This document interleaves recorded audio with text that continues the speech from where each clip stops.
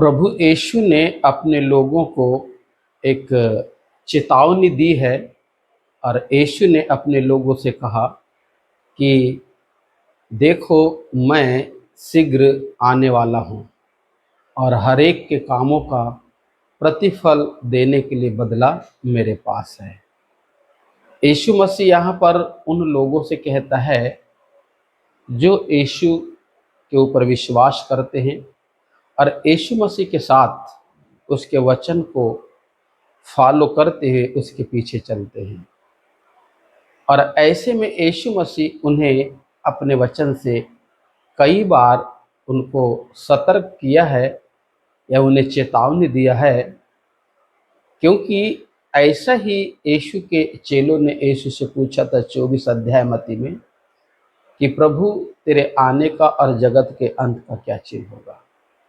यीशु मसीह ने उनसे ये नहीं कहा था कि मैं 10 तारीख को आऊँगा या 10वें महीने को आऊँगा या 2024 में आऊँगा। यीशु ने ऐसा कुछ नहीं बोला, पर यीशु ने एक ही बात कहा, सावधान रहो, कोई तुम्हें भरमाने ना पाए।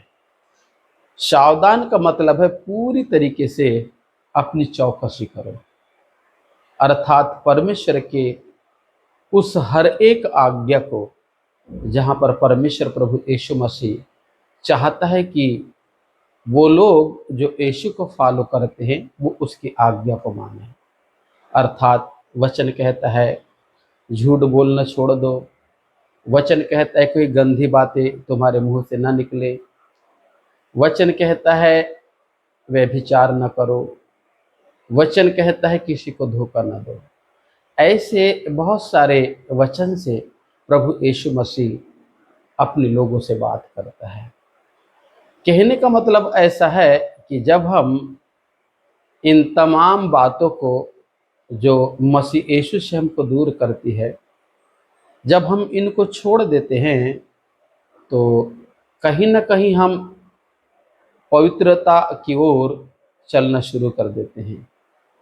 जैसे कि रात्रि काल के बर्तन को जब हम सुबह उसको साफ करते, धोते, मांजते हैं तो वो साफ हो जाता है, क्योंकि जब तक हम उसको धोते मांजते नहीं तब तक वो किसी भी प्रकार से हमारे काम का नहीं होता। पर धोने मांजने के बाद वो बर्तन हमारे काम का होता है, जिसके चलते हम उसी बर्तन से चाय भी पीते हैं, नाश्ता भी करते हैं। वचन भी कुछ हमको यही सिखाना चाहता है कि मसीह यीशु के अगर पीछे आपको चलना है तो मसीह कहता है अपने आप का इनकार करो, मतलब अपनी इच्छाओं का दमन करो। इसका मतलब ऐसा है कि जब तक एक व्यक्ति शरीर में होकर अगर अपने शरीर की इच्छा को पूरा करता है तो कहीं ना कहीं वह व्यक्ति प्रभु यीशु मसीह से दूर है। पर जब एक व्यक्ति शरीर में होकर प्रभु यीशु की इच्छा को पूरी करता है तो वह व्यक्ति मसीह यीशु के बहुत करीब होता है। और हमने देखा कि जब मसीह यीशु यूहन्ना 4 अध्याय में जब उस सामरी स्त्री से मिला तो सामरी स्त्री से प्रभु यीशु की बहुत सारी बातें हुई, पर एक बात सामने कुछ ऐसा भी निकल कर आता है कि सामरी स्त्री ने कही कि प्रभु, मूसा ने लिखा है और हमारे बाप दादों ने और बड़े बड़े भविष्यवक्ताओं ने कहा है कि जो प्रार्थना का स्थान है वो यरूशलेम है। प्रभु यीशु ने उस स्त्री से एक बात कहा, तुम जिसको नहीं जानते उसको मानते हो, परंतु समय अब भी है, क्योंकि पिता अपने लिए ऐसे आराधकों को ढूंढता है जो आत्मा और सच्चाई से पिता की आराधना करते हैं। इसका मतलब ये है मेरे प्रियो कि जैसे जब हम उदाहरण के तौर में एक बड़े मॉल में जाते हैं कपड़े खरीदने के लिए, और वहाँ पे बहुत सारे रंगे बिरंगे वहाँ कपड़े होते हैं, परंतु हमारी नज़र उस कपड़े पे होती है जिस कपड़े को हम खरीदना चाहते हैं, और जिस कपड़े को हम खरीदना चाहते हैं वो हमारे पसंद का होता है।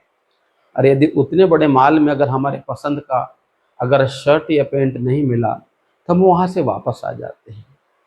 तो आज परमेश्वर भी हजारों लाखों करोड़ों की भीड़ में उन लोगों को ढूंढ रहा है कि कौन है ऐसा जो पिता की आराधना आत्मा और सच्चाई से करता है।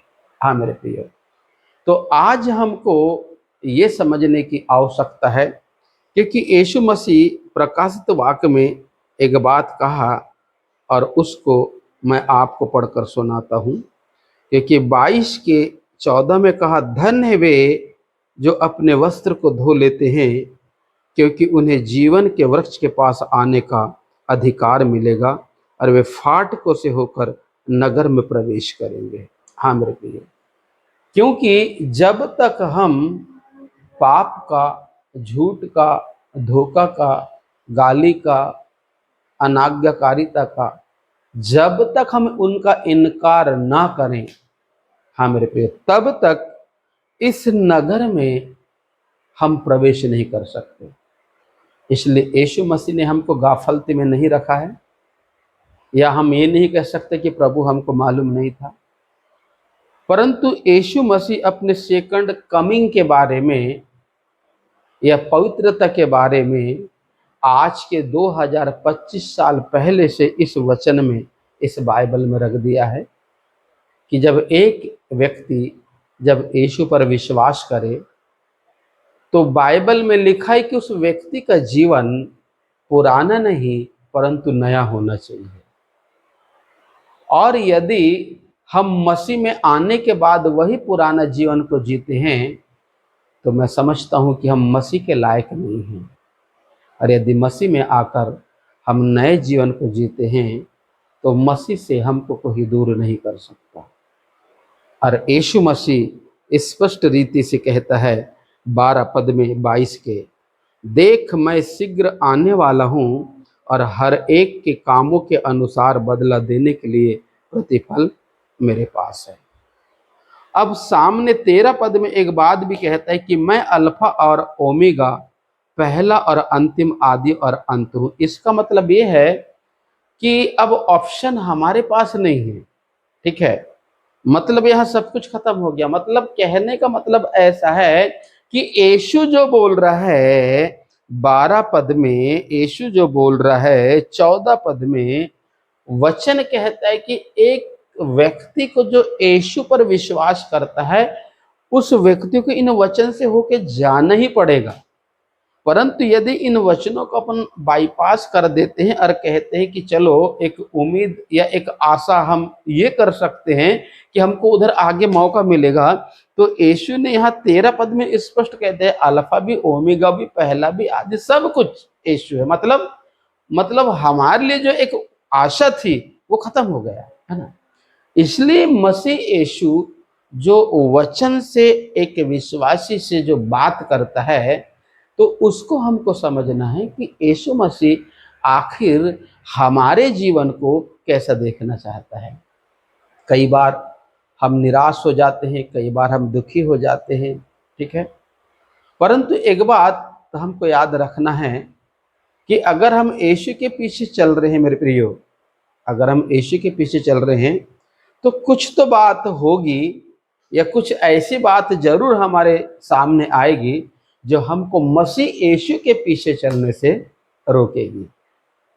क्योंकि आज संसार का जो राजा है जिसको हम शैतान कहते हैं, वो उस व्यक्ति का विरोधी है जो व्यक्ति यीशु के पीछे चलता है। परंतु जो व्यक्ति यीशु के पीछे नहीं चलता वो संसार का राजा शैतान उसका दोस्त है। इसलिए जिस दिन एक व्यक्ति यीशु के पीछे चलना शुरू करेगा तो उसको रोकने के लिए वो दुष्ट कई ऐसे परिस्थिति को सामने लाके खड़ा कर देता है। और हमने एक बात देखा, जब मसीह यीशु यूहन्ना के प्रचार को सुनकर यरदन में आया, जहां यूहन्ना ने मत्ती 3 अध्याय में प्रचार किया था कि मन फिराओ, स्वर्ग का राज निकट आया है, और यीशु मसीह वहां आया और आकर जब मसीह यीशु ने बपतिस्मा लिया और लेकर जैसे पानी से बाहर आया और परमेश्वर का आत्मा जब यीशु के ऊपर कबूतर के रूप में आके समा गया, तब वचन कहता है जंगल में शैतान ने उसका परीक्षा किया, परीक्षा लिया। और परीक्षा क्या था? पहली परीक्षा जो थी वो रोटी। और आज प्रत्येक व्यक्ति को रोटी, कपड़ा, मकान की गरज है, ठीक है, क्योंकि रोटी के लिए व्यक्ति कुछ भी करने के लिए तैयार हो जाता है, झूठ बोलने के तैयार हो जाता है, चोरी करने के लिए तैयार हो जाता है, ठीक है। तो सबसे पहला परीक्षा उसने मसीह यीशु का रोटी से किया, ठीक है। फिर उसके बाद में जब यीशु मसीह उस परीक्षा के ऊपर विजय को प्राप्त कर लिए और दुष्ट को हरा दिए, तब दुष्ट ने उसको यरूशलेम के मंदिर के कंगूरे के ऊपर ले जाके खड़ा कर दिया और कहता है कि यहाँ से अपने आप को नीचे गिरा दे, क्योंकि तेरे बारे में लिखा है कि परमेश्वर के दूत तुझे हाथों हाथ उठा लेंगे। ये दूसरी परीक्षा प्रभु यीशु मसीह की, ताकि यीशु मसीह उसकी बात को मानकर ऐसा करे, ठीक है। यीशु ने शैतान को वहां पे भी हराया, क्योंकि यीशु ने कहा लिखा है तू अपने परमेश्वर की परीक्षा। कई बार हमारे मुंह से कुछ ऐसा निकल जाता है, कई बार हम कुछ ऐसा करना शुरू कर देते हैं कि नहीं परमेश्वर आएगा हमको बचा लेगा, ठीक है। अरे परमेश्वर ने आपको 2 आंख दिया है ना, 2 पैर दिया है, ठीक है, तो गड्ढा तो आपको दिखता होगा, आप काहे के लिए गड्ढे के किनारे से चल रहे हो? ताकि गड्ढे में गिरूंगा तो प्रभु आके बचाएगा। आंख क्यों दिया है? आंख इसलिए दिया है कि आप गड्ढे के करीब मत जाओ, परंतु रोड है, रोड से चलो, है ना। तो कई बार ऐसा हम भी परमेश्वर की परीक्षा लेने की कोशिश करते हैं, परंतु हम वचन में देखते हैं तो प्रभु यीशु मसीह ने शैतान ने जो बोला उसके विपरीत प्रभु ने वचन से उसको जवाब दे दिया, परंतु प्रभु ने परमेश्वर की परीक्षा नहीं ली। हाँ मेरे प्रिय, फिर शैतान ने देखा चलो अब एक आखिरी हथियार को भी आजमा लूं। तब शैतान ने उसे दुनिया के सबसे ऊंचे पहाड़ के ऊपर लेकर गया। मतलब उस पहाड़ के ऊपर अगर खड़े हो जाएं तो पूरा संसार दिखता है, ठीक है।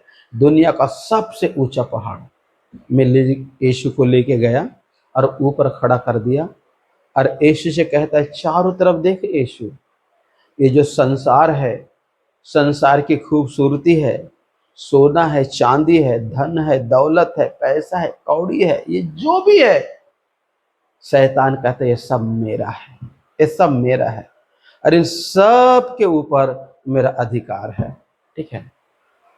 इसलिए एक बात मैं चाहता हूं, मैं ये तुझे देना चाहता हूं, अगर तू गिर कर और झुक कर अगर मेरा मुझसे प्रणाम कर, मतलब झुक कर गिर कर अगर तू मुझे प्रणाम करेगा तो सब कुछ मैं तुझे दे दूंगा, ठीक है। परंतु यीशु मसीह ये तीनों परीक्षा में शैतान का सामना किया और शैतान हार के कुछ समय के लिए यीशु मसीह के पास से चला गया। और यीशु मसीह ये चाहता है कि जब आप यीशु के पीछे चलते हो और जब ये परीक्षा आपके जीवन में जब शैतान लेके आता है तो उस समय आप अकेले नहीं रहते। उस समय यीशु तो अकेला था, पर जब आपके जीवन में कोई परीक्षा आती है तो आप उस समय अकेले नहीं रहते।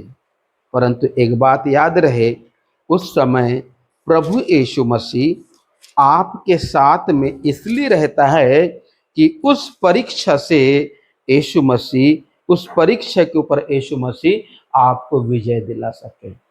इसलिए भजन संहिता 23:4 में लिखा है, चाहे मैं घोर अंधकार से भरी हुई तराई में होकर चलूं तो भी हानि से न डरूंगा, क्योंकि तू मेरे साथ रहता है। मतलब प्रभु उस व्यक्ति के साथ रहता है जो परीक्षा से होकर चलता है, ठीक है। तो जब आप परीक्षा से होकर अगर चल रहे हो, चाहे रोटी कपड़ा मकान का हो, ठीक है, चाहे धन दौलत का, आप जिस भी परीक्षा में हो तो आप अकेले कहाँ हो, वहां तो यीशु आपके साथ है। कि वचन यह क्लेम कर रहा है कि वो मेरे साथ है, इसलिए मेरे प्रियो सुनिए, वचन जो कहता है उस वचन के अनुसार यदि हम शैतान का सामना करते हैं तो हमारे सामने से भाग जाता है। और आज प्रभु यीशु मसीह, मैं समझता हूँ, हर एक विश्वासी का इन जगहों में मदद करना चाहता है ताकि शैतान को मैं और आप हरा सकें। प्रभु आपको आशीष दे। यीशु के नाम से इस चैनल को आप सब्सक्राइब करिए। आमीन।